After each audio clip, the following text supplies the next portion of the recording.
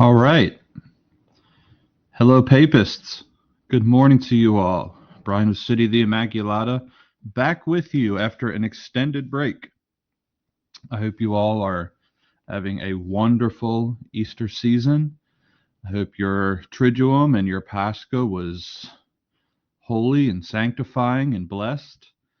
Today, we are going to be discussing a topic that I've been meaning to get to for some time. I really enjoy doing these return videos, how to recover, how to return to the past and the kind of ways that we want to do. I always have these like little ideas that in my mind the channel here is very organized and this lecture leads to this lecture, but there's always a lot of squirrels that get thrown into the mix, and I'm the type of person that when I see a squirrel I get distracted by it. But there's an overall method to the madness, and this is one of the things that I've been meaning to do with this channel is to sort of tell the story, paint the picture, the contrast between the especially the high Middle Ages compared to the Counter Reformation of the Catholic Church. And it's important to make the distinction with the Counter Reformation that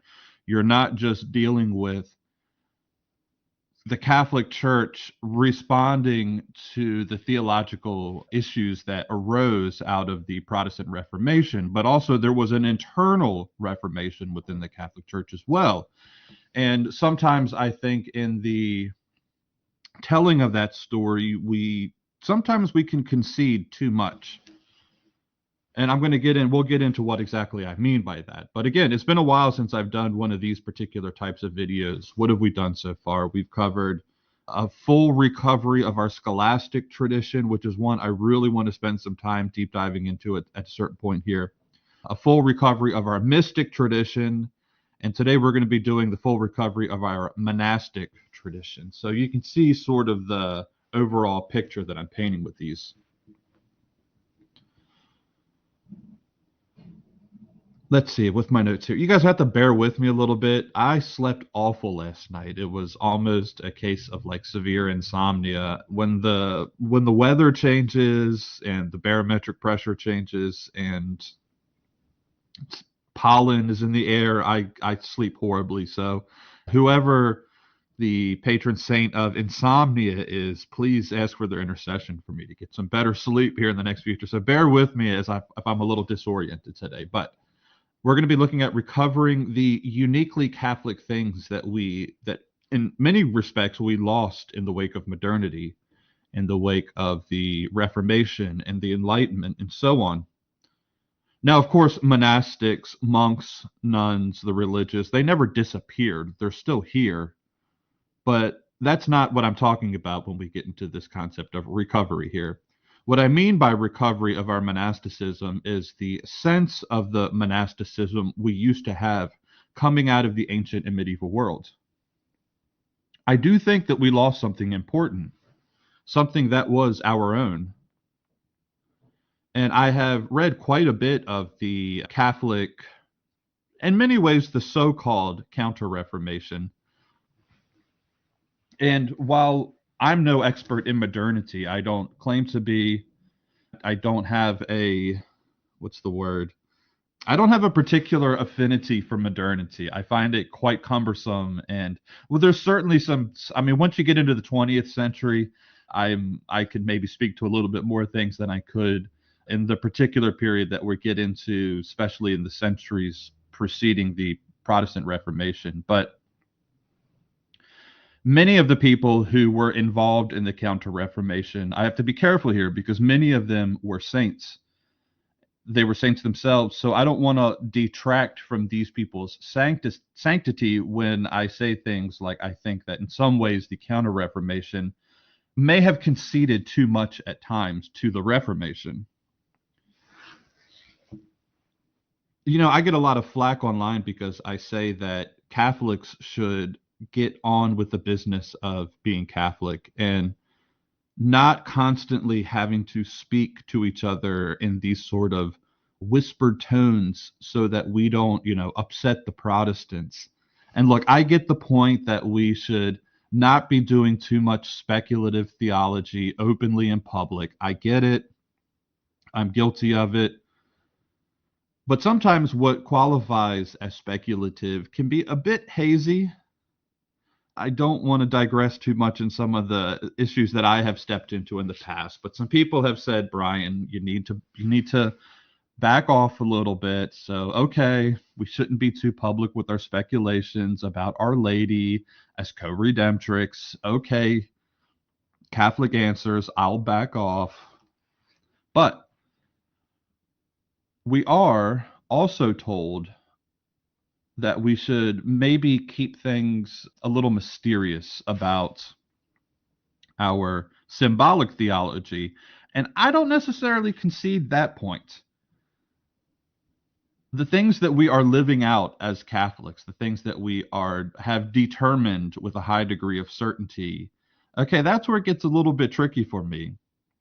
And again, I get it with catechesis, with mystagogy. This all has to take place within the church.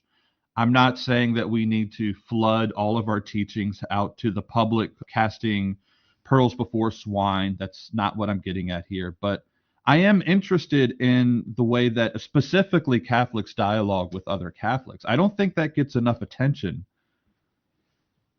Now, I'm sorry that these platforms are public. I guess the good thing is that no one really watches my channel, so it's not like I'm out scandalizing Protestants in mass. But as Catholics, to my fellow Catholics, those of you that are watching, we should be able to have conversations with one another. And as far as apologetics go, I don't particularly like the idea that we have to be almost deceptive, or maybe a better term is like cryptic, in order to present the faith. But I don't want to beat up on apologists too much here today. I think one thing that it has done, unfortunately, and this is the problem that I particularly have, is that it makes it so that we suppress our own beliefs among each other. I don't think, I've honestly have had maybe a handful of conversations as Catholics with other Catholics about the fullness of the communion of saints, for example. Like, it just seems like the tension is always on having to regurgitate, having to reiterate the same things that we've been saying since the Counter Reformation over and over and over again on something as important to us, and in my opinion, as settled as what we have to say about the communion of saints. I could probably bring it up on X or on Facebook or whatever right now and find within a few minutes Catholics on these forums saying that, for example, per the communion of saints, that the only thing that we do is ask the saints to pray for us. No, I'm sorry, but this is actually wrong. This is again, it's conceding too much to the Protestants. It is not, I repeat, it is not Catholics teaching that all that the saints do is pray for us. Now, they do pray for us. That is something that they do, and it's very important. Their prayers to God are very powerful. They possess the beatific vision. But as a medievalist, as someone who loves the ancient and medieval church, there's so much more that we have historically taught and believed about what the saints do. They are intercessors themselves. Now, the powers that have been given to them are talents and powers according to what God has deemed them. So, yes, Protestants, to make sure that you're heard, if you happen to be listening to my channel, the talents come from the Lord, but we all have talents. You have talents. I have certain talents. These talents, while God given, are our talents. And it's no different than the saints in heaven. Certain saints as patrons, right? I'm asking your help for the intercession from a saint who could help me with insomnia. Certain saints have certain talents, and we ask them to help us with those talents. My wife has a particular devotion to Saint Anthony of Padua, right? And when she turns to Saint Anthony of Padua, she doesn't say, Saint Anthony of Padua, please pray for me on behalf of the lost the keys that my husband has lost. She finds stuff for me all the time, because I'll ask St. Anthony and he doesn't do it for me, but she asks and she finds stuff right away. But, please find the keys that my husband's lost. And sure enough, right away, the prayer is not, pray for me that my keys may be found. It's to help me find my keys. And again, the saints, they are conduits, they are channels. We don't deny that. They're not like superheroes, qua-superheroes on their own. But they help us and they can be our friends. That's one of the things I'll never forget early on in my conversion, when YouTube was not so much of a thing. You would get these little MP3 lectures. And I used to listen to lectures from Father Chad Rippiger. And one of the things he said that always stuck out with me was that if you want to have a devotion to a saint, you need to cultivate a friendship with that saint. Because you don't just I don't just turn to you, an acquaintance, and say, hey, Jim, would you help me move the house, right? Like when men get to the level of friendship where you're asking another man to help you move, you've reached a pretty high, that's like one of the highest degrees of intimacy and friendship that you're going to find between men. You just don't ask that of an acquaintance of another man to help you move your house. In the same respects, I don't just, all of a sudden turn to St. Anthony and say, hey, look, I don't know you. I never talked to you. So yeah, we cultivate friendships with these things, but I'm digressing. In the process of tiptoeing around the Protestants, I think that we have also, in many respects, forgotten to catechize our own. We also tiptoe around one another, and that's where I think the real problem lies. I was drawn to the Catholic Church in many respects. One of the first things that really stood out to me about the church was the communion of saints. I didn't come from a Protestant background, right? So I didn't need to be sold on these things. I was drawn to the communion of saints. I wanted more. I wanted to learn more. I wanted to hear more. I'm telling you, when I was in RCIA, God bless those guys who put that class on. There were some great men that were involved in teaching that class, but the entire process, week after week after week, was catered to Protestants with their host of objections. It was like a Catholic Answers course.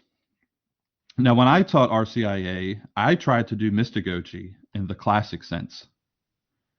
I tried to open people up to the glory and grandeur of the Catholic Church. And when someone asked or someone took issue with something, then sure, I would engage them and I would engage in apologetics. I think there's a place for apologetics. But surprise, surprise, my RCIA class was at one time standing room only.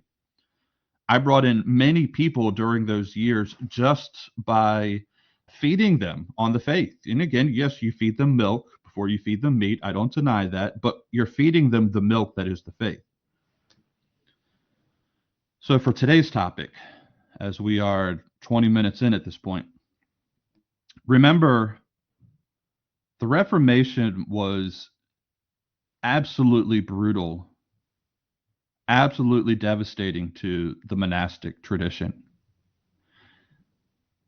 They were, without exception, gutted by all Protestant countries, expunged from the historical record. I have a series that I did on English Christianity, and all through that entire series, it's like 4 videos. I go all the way up to the steps of the Reformation, from the beginning of Christianity into the beginning of the Reformation. And all through the entire series, you will hear me say, this saint's bones were destroyed. That saint's relics were crushed and scattered. This shrine was burnt down. They just obliterated, they blasted all traces, where today you go through England, you go through Scotland or Wales, you'll just see the countryside littered with corpses of these old monastic walls. The Enlightenment was the same thing. The Enlightenment actually was worse in many ways because they took these sort of anarchic, destructive elements of the Protestant Reformation and turned it into a more potent and effective science. The Enlightenment revolutionaries, they took that mayhem and honed it into just an effective killing machine. And in the French Revolution in particular, the church was decimated. They confiscated the properties. They would murder the monks who refused to be laicized or who would refuse to take the oath that they were making the priests take to the allegiance to the states. And you can kind of understand why it is too, when you're comparing something like the Protestant post Protestant Reformation world with the pre-Reformation world, and I'm including the Enlightenment in that too. When you compare pre to post, it's two very different ways of looking at the world. On the one side, with the Protestant side and with the Enlightenment, they say that we don't need a communion of saints. We don't need religious dedicated to praying for us. Protestants say it's both blasphemous as well as redundant, since the sinner is already saved de facto sola fide. The Enlightenment Revolution just says that it's just a wasteful burden to society to have these religious cloistered away when they should be, les citoyens, when their entire purpose should be towards contributing to the state in a way that a bureaucrat can sit down and quantify on paper. Opposed to that is the pre-Reformation world, the Catholic world, who says that societies actually benefit from religious, not just in the temporal order, not even primarily in the temporal order. And that's an important thing to remember. Even though the work of the religious in tending to the physical and mental needs of people is real, for example, the monks were where we get hospitals from, even though that's real and that's important, more important and primarily, they tended to things in the spiritual order. Monks pray. That's what they did. And that's what they do. Some of them pray a lot. Secular society says monks are useless because of that. They're even, the more that their society, the more that their cloister is dedicated to praying, the more useless it is. As if all they do is just sit around and kind of twiddle their thumbs and don't commit themselves to the good of the nation. Catholics say that monks and nuns are actually the most useful when all they do is pray, when they pray without ceasing. So, in my opinion, if you want a return, if you want tradition, heck, if you want a healthy society, even on the secular level, we need monastics. We need an influx of novices filling monasteries and praying for us all the time, because we need it, man. I mean, and if you were to give me, like, okay, what is your blueprint for effectively flipping the script and changing the trajectory that Western society is on, I would say it has to begin where all of our most powerful reforms in Western culture, the history is there behind us. We see this. We know this is where it comes from. It comes from our monasteries. So getting into the history of it a little bit, I want to bring us up quickly to the Middle Ages. So just by way of a quick introduction for those of you who aren't aware, the monastic tradition is born out of a desert tradition, specifically North Africa. It works its way up into Europe, really undergoes a revolution with Saint Benedict and his rule for monastic living, which becomes the locus for Western monasticism for the next several centuries after Benedict. The other major work of these monks, besides a besides a life dedicated to the interior, was a life dedicated to the exterior and praying for societies as a whole. I have discussed this in several other places,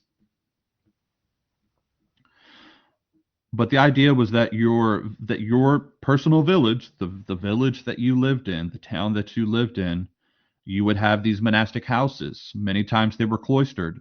These monks, novices would go into behind the walls of the cloister, and they would be praying for the people of the town, of the village, the nobles, the clergy, the people, the peasants as well. This would be the buttress of the faith, that the hub of the community that held the sanctification of the community up, because medieval people were very practical in that sense, right? Like, they knew that much of their life would be given over to secular affairs, right? You had to tend to the things that the nobles wanted you to tend to, and the nobles had to tend to the things of the state. So you needed people that would dedicate themselves for the sanctification, for the building up of the kingdom. The first major shift in monasticism in the West began with the monastery of Cluny, which was largely an internal reforming movement that became very popular and spread all over Europe from its base in Cluny, France, eventually taking the papacy itself, first with the ascension of Pope St. Leo IX, but more importantly with the ascension of Pope St. Gregory VII, and his subsequent, what they're known as the Gregorian reforms. Now, concurrently to the Gregorian reforms taking place, a few other monastic movements began forming around these centuries, principally with a group called the Cistercians and a group called the Canons Regular, also known as the Augustinians. I hate to be the guy to constantly point you to other lectures, but I do have another lecture on these movements that goes much more in depth. But just quick summary, the two orders of the Cistercians, which was a Benedictine reforming order, and the Canons Regular, served two specific purposes that the traditional Benedictine houses were. They were in something of a rut by the 9th and 10th century, and they couldn't figure out how to get out of the rut, and they couldn't figure out there were certain needs of the medieval world that were beginning to form as larger villages were forming, as cities were starting to pop up. These major medieval cities were starting to pop up. So the Cistercians, they were specifically a group that went out to the countryside. They were intended to be a more cloistered community of Benedictines, determined to go back to the ideals, a primitive reading of the rule of St. Benedict. Though arguably, in my opinion, they were more strict, more austere than the Benedictine rule originally had been intended to be. But granting even that the laxity of the Benedictines by the time of the Cistercians, it had grown fairly significantly, and there was certainly a need to address it. And many Benedictine monasteries were living fairly high on the hog by the 10th, 11th centuries.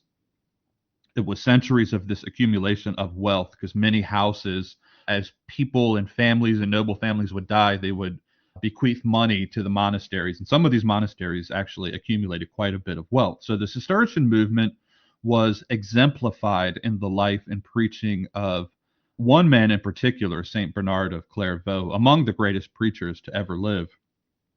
So he was a part of that movement.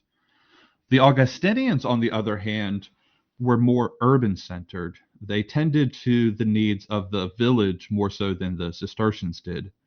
And they were more involved in the kind of thing we principally think of religious communities engaging in today, tending to the poor, tending to the sick, tending to the prisoners, and so on. And so as the urban medieval world grew and expanded, and it grew exponentially in the 11th and 12th centuries, these canons, these Augustinian monks, filled a certain niche there.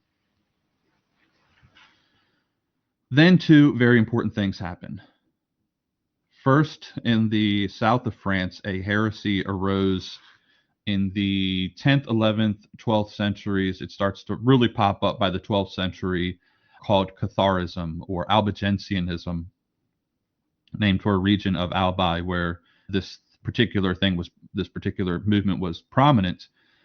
And there was a dualist heresy. I plan to cover some of the more extreme religious movements of the Middle Ages in another lecture, but they were effectively a problem in southern France. And so to combat this heresy, the church took what would be today probably seen as rather draconian measures, but more prudently, I think probably the more correct response was taken by a young Spaniard, actually a Castilian to be exact, named Dominic de Guzman, who was inspired to preach against this heresy.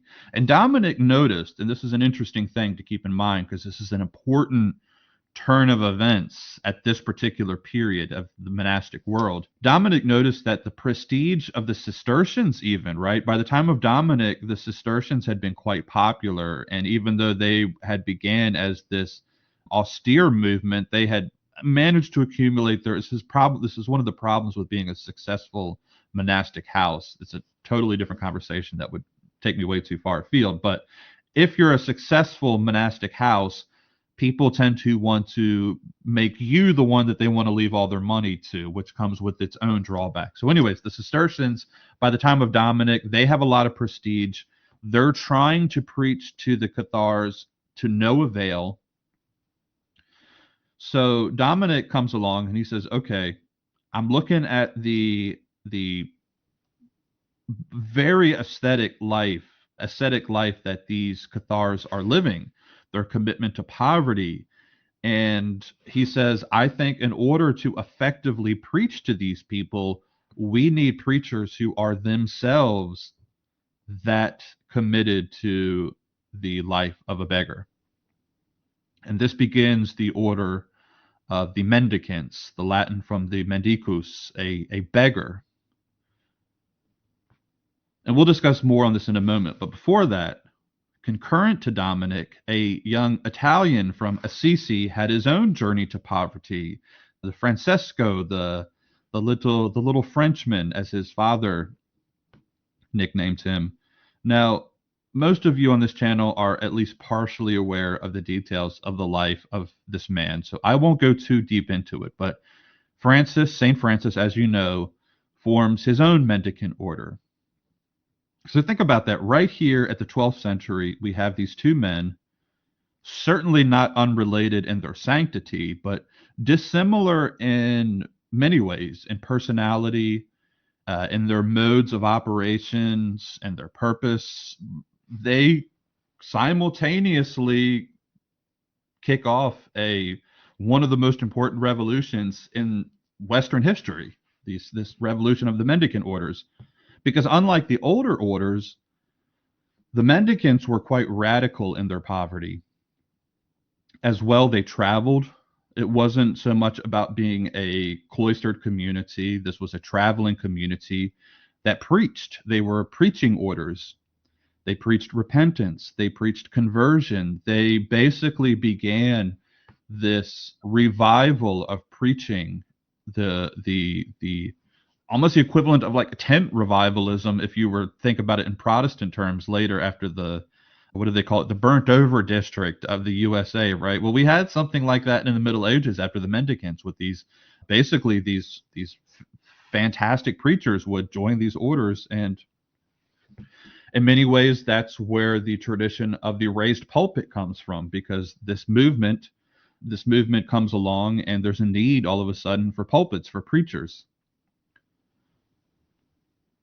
They also began a revival of the sacramental life. This is another thing you need to keep in mind too, because the sacraments there was an interesting thing. Gosh, it would be so much to talk about here with this, but I kind of have to edit myself and limit myself. But for example, the sacrament of confession, at this point in the High Middle Ages, most people would probably go to confession once a year if they were a good, abiding Catholic. Many people wouldn't go to confession for years at a time.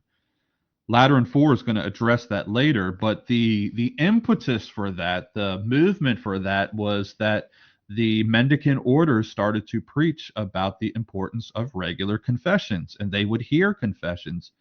So this overall leads to a revolution in the convents as well, as you can imagine. So I don't give enough attention. I was thinking about this as I'm putting this lecture together, and I don't give enough attention to the sisters. And mea culpa for that. That is my own problem. That is my own fault, and I own it. But I have to bring up one of my favorites here, and I promised. I told her. Oh gosh, I'm going to say, is it? Well, I told someone I would specifically mention one of my favorites of all the female medieval saints, anyways, Saint Clare of Assisi. So Clare, noble woman, eligible daughter, should be married off for connections, for that these noble families would marry off daughters for political stability, for pecuniary gain, for any type of these things. So she's a very eligible daughter. She, at some point, hears Francis preach and decides to dedicate herself to this spirit of poverty, forming in time, after some challenges, forming the Poor Clares, one of the most successful of the medieval religious houses for women. And the popularity of especially the Franciscans, the friars minors, and the Poor Clares it's just undeniable how popular these groups became. I mean, even before Francis died, the Grey Friars were all over Europe. They were emerging in the new universities that were starting to come up. Alexander Hales, a Franciscan, became the regent master in 1220, and in something of a coup, in hindsight, looking back at it, the fact that the mendicants were very controversial at this time. These new sort of radical poverty preachers, and now they're showing up to the university. The universities were new, but they were already kind of comfortable in the status quo. So to have this new sort of radical group, the Grey Friars and the Black Friars, as the Dominicans called, entering into the universities, and by the time Alexander Hales becomes regent master, the mendicants at that point basically take control of the education of theologians and secular canon lawyers, or excuse me, secular lawyers and canon lawyers. And it's a monumental turn of events for the history of the church. The ramifications reverberate down through the centuries, and it's an area that I have particular interest in, but it would just take me too far afield. We'll have to revisit again. I know I say that a lot, but they also deeply, like massively, I'm trying to think of the right way to express this, affected the devotional life of Catholics. I don't even know if you guys like realize the effect that the mendicant orders had on the devotional life of specifically Latin Catholics. I mean, because you could go right down the list. You have the Rosary given to Saint Dominic. You have the Nativity started by St. Francis. You have the Via Dolorosa and Stations of the Cross started by the Franciscans in the Holy Land. You have the devotion to the holy name of Jesus given to us by the observant Franciscans. You have the brown scapular given by the Carmelites. And speaking of the Carmelites, they're another of these just great monastic orders with a charism that I would say leans towards something of like a moderate mysticism, which was very needed in the Middle Ages, as we'll see here in a second. But for them, they begin. Well, the origins of the Carmelites is super fascinating, somewhat shrouded in mystery, which I always like. And sometimes when it's shrouded in that much mystery, I kind of like to leave it that way. I don't particularly like to dig too deep in some of these. But there was a group of Eremitic monks living solitarily in the Crusaders occupied Holy Lands. Saint Berthold, in particular, a knight and a monk, is credited with giving structure to the order, and it's then transplanted back into Europe, where under the canons of Lateran IV and Pope Innocent III, it's reformed into a mendicant order that would be recognizable to you guys today. Now, speaking of Lateran IV, this council in 1215 is something of a pivot point. Something of a pivot point for the turn of the medieval monastic revival that's taking place. So if you can imagine, in the wake of Dominic, in the wake of Francis, there's this moment. And this will be key, I think, to understanding some of the later Protestant arguments regarding the rationale that they make in sort of a pragmatic sense. Their ecclesial justifications for dissolving the monasteries. Besides just the theological justifications, the reformers were quite vicious in their attacks on the corruption found within the monasteries, much of it highly exaggerated. But the success of the mendicant orders in many ways was their own demise. Not that the Dominican orders had a demise, but the demise of the success. Because there's this moment. Dominic comes on the scene. Francis comes on the scene. There's a hesitation by certain institutional men, there are certain churchmen. When Francis goes to see Pope Innocent III, many of the cardinals are whispering into Innocent III's ears, don't trust this guy. This sounds a little suspicious.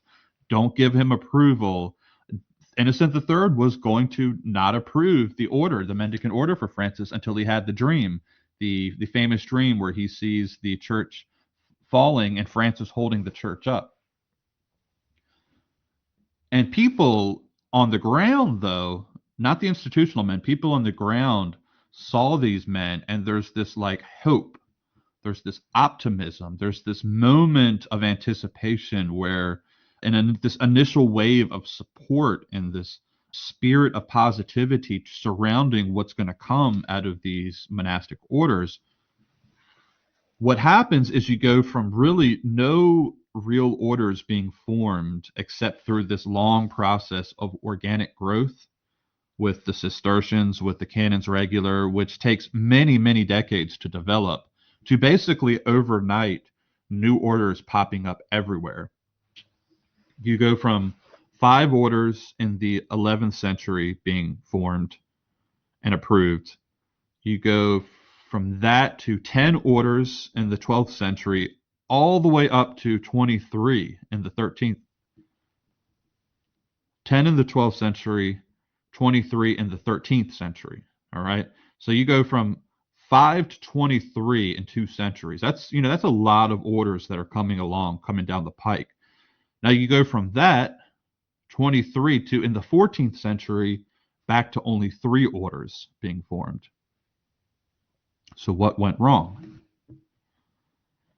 Again, like I said, in many ways their success was the demise. With this explosion of orders, there began a culture of, let's say, mysticism gone amok. The charism's gone awry. Certain groups like the lay Beguines, for example, or the spirituales, a subgroup of the Franciscans, were preaching doctrines and lifestyles that were according to the voice of the magisterium, and in hindsight now as historians looking back, going too far. So as early as Lateran IV, there's a sort of halt to the thing that's happening, though there's still centuries of these like explosion of new orders. Really up until about Second Leon, the papacy just kind of puts an end to it, and even suppressed some of the orders that had been formed in the last centuries. Of the ones that remained, that survived this period, there grew this really just an unfortunate spirit of division. So I mentioned the spirituales. Emerging out of the spirituales were basically, when the Franciscans are formed, Francis decides to come up with his own rule of living for the Franciscan order. The interpretation of that caused a rupture in the Franciscan order. One group follows a more laxed, reformed version of the rule. Another group, the spirituales, wants to have a more strict reading of the rule. So it's basically a division of hermeneutics, as these things often are. Well, out of the spirituales emerges another ideal of St. Francis. The order itself actually begins to fracture over interpretive views. They end up forming into a group called the Fraticelli. And the Fraticelli were even more extreme than the spirituales. So you can see how these things start to turn. But it's quite hard to commit to the ideal of the Franciscan order. So certain exemptions, certain dispensations were made early on, and it led to a more lax form of living among the friars almost immediately, again, following the death of St. Francis. And I know, okay, so you go from the spiritualities to the Fraticelli. It gets the Italians love their nicknames, so it gets like very confusing quickly. But basically, the reform was reforming, and but really what it turned into was just a series of divisions. But the Fraticelli, by the time you get to them, you're getting just a little too apocalyptic in the preaching. And these guys end up basically condemning the church, the magisterium. And keep this in mind as we come back around to the Reformation. So they are ultimately, the spiritualities are suppressed by the controversial Pope John the 22nd. And it was a controversial move on the part of the papacy, but out of that comes the reformed group called the Observants, who were more, let's just say, a more strict interpretation of the rule, but without the extreme apocalypticism and anti-clericalism that you would find in the Fraticelli. And it's from the observance that you get certain greats like Saint Bernardino of Siena, who was one of the most popular saints of the Middle Ages. And so once you have him, and he's one of the most quickly canonized saints of the Middle Ages, that basically, like, once you start producing saints, it's a good indication that the fruits of this reforming order is bearing good fruit. So during these centuries, you also begin to see the orders going from a common cause with slightly different emphasis depending on which order you were in, but where, like, for example, two great minds of the two orders living simultaneously in conjunction with each other, St. Thomas Aquinas and St. Bonaventure, these men are friends. They are admirers of one another. We have accounts of them speaking very highly of each other and the sanctity of the other. You go from that to basically the two orders seeking mutual condemnations of each other. Now, there's always a sort of spirit of fraternal rivalry, and that's okay. I actually think that's a good thing. But it's not a huge leap to go from sibling rivalry to siblicide, to trying to like take your brother out. And the people see this. They see the Dominicans and the Franciscans tearing at each other and clawing each other. And a Dominican preacher may come into your town and talk about those hypocritical Franciscans and the stuff, look how they're living and blah blah blah. And so they're really like clash, this clash done without charity often begins to sort of damage the optimism and the initial fruit of the good that these mendicant orders were bringing. Now, all of that is not undermined. All of that is run through the grinder in the 14th century with the ravages of the Great Plague, where the monastic houses were just disproportionately victims. And of those monastic houses that were disproportionately victims, it was the holy monks who were the more holy monks were the ones ministering to the sick, and in turn infecting themselves. And so this is fairly well attested to, that the stock of the monastics left after something as devastating as the Great Plague left a lot to be desired. And by the time you get to the 16th century, the beginning of the 16th century, in steps that little German monk, that little German Augustinian canons regular, who blew the lid on the whole thing. So when I say recovery, what am I talking about? While even conceding, as any good, I think, medieval historian would have to, that there were problems with medieval monasticism, there was also this amazing flowering that took place through it all. We are warned several times in sacred scripture that the wheat and the chaff will grow together. Yes, there was problems, but the spirit of the mendicants and the mysticism that flourished in that period, the learning that flourished in that period, all of this is a part of the legacy as well. and we should run to and embrace this particular part of our past.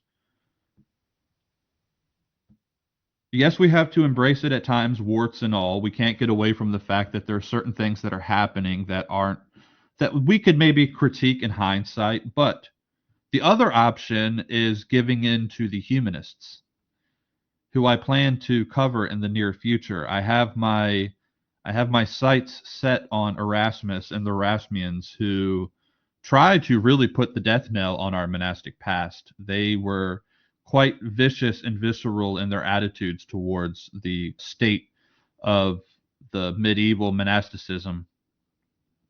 And I think by the time you get to the humanists, again, while there is much to be desired and there's much that we could turn to and say, well, okay, yeah, you know, certain aspects need to be reformed.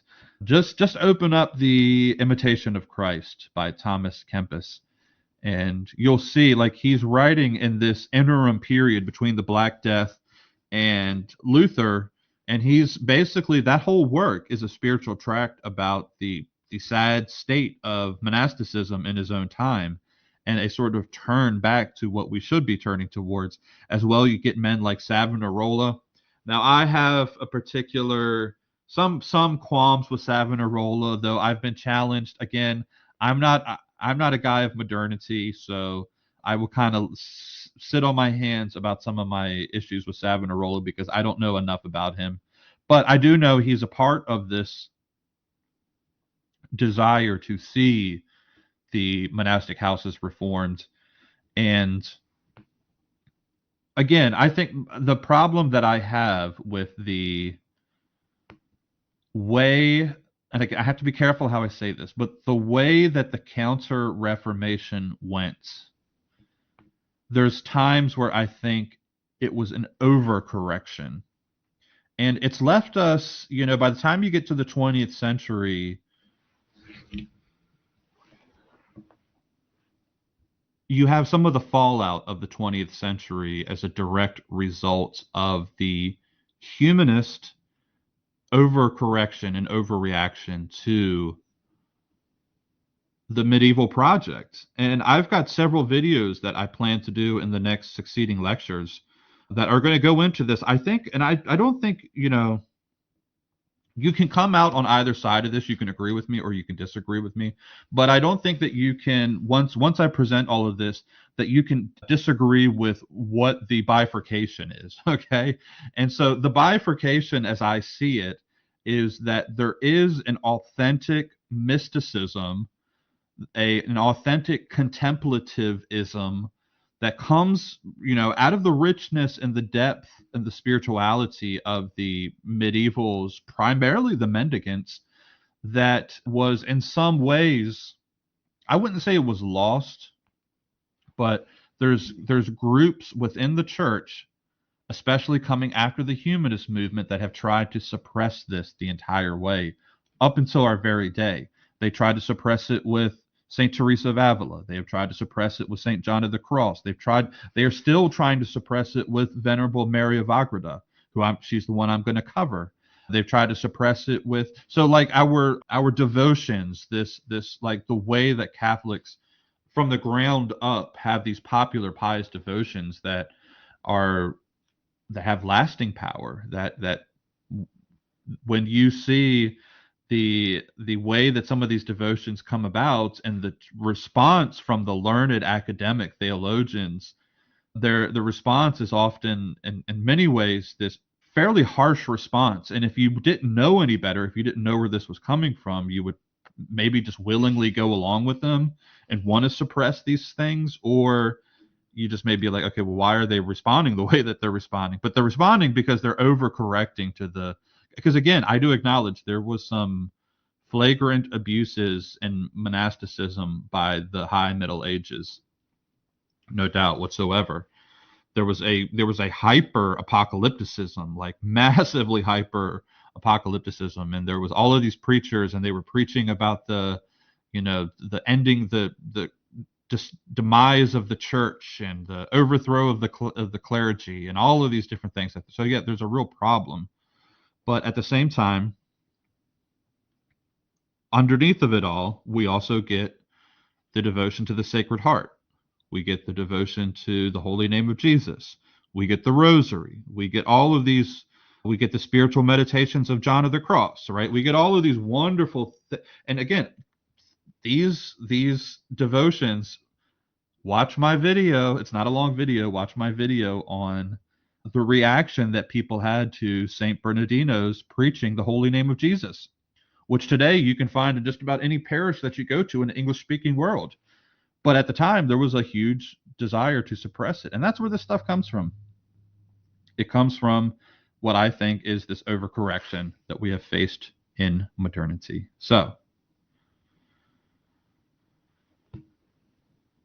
Cameron, love the Chotki on the Oh, hey, you're the only person who's ever noticed that. Yeah, the Chotki here. So, I pray. This is one of my, speaking of private devotions, you guys, I pick on our beloved Eastern Orthodox online sometimes because they can be a little bit, they can ask for it sometimes. I should probably be a little bit more charitable even though when they ask for it. But yes, this is my Chaki. I pray this. I pray this every day. And it's one of my personal favorite devotions. So I'm glad you noticed that. Nobody's ever noticed that before.